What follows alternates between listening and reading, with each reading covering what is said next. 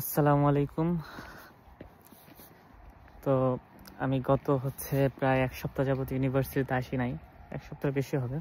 আমি একটা অ্যাক্সিডেন্ট করছিলাম।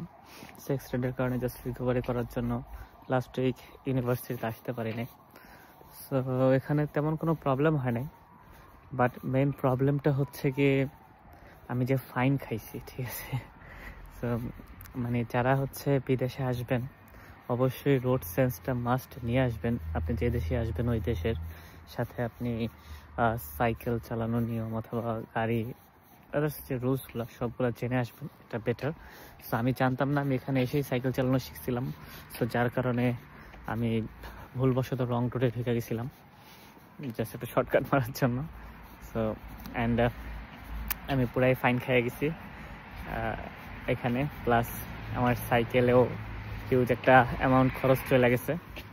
তো সব মিলে প্রায় 220-30 ইউরোর মতো খরচ চলে গেছে আমার একদম খালি জায়গায়।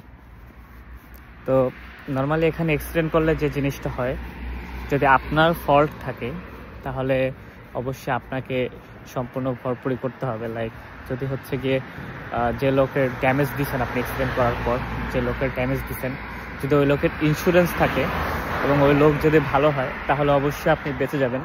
যেমনটা আমি বেঁচে গিয়েছি। আমি গিয়ে যেখানে যার গাড়িতে অ্যাক্সিডেন্ট করাইছিলাম সে আমাকে বলছে যে জাস্ট তার ইন্স্যুরেন্স আছে, সো আমার কোনো ক্ষতিপূরণ দিতে হবে না।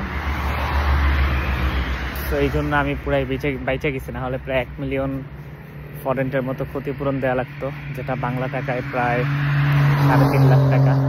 আল্লাহ বাঁচাই দিছে এই জায়গাটায়, আমি লাকি। সো সবাই আসলে সব ক্ষেত্রে লাকি হবে না।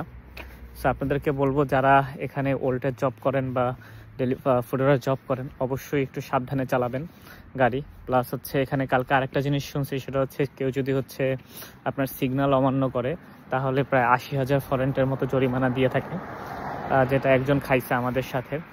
তো সেজন্য বলবো যে সবাই একটু রুলসগুলো মেনটেন করে চলার চেষ্টা করবেন। আমি একবার ভুল করছি, আল্লাহর রহমতে আর ভুল করব না। সো আপনারা আমার জন্য দোয়া করবেন।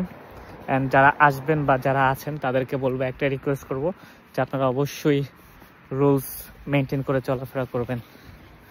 সো ধন্যবাদ, আজকে এই পর্যন্তই। আসসালামু আলাইকুম।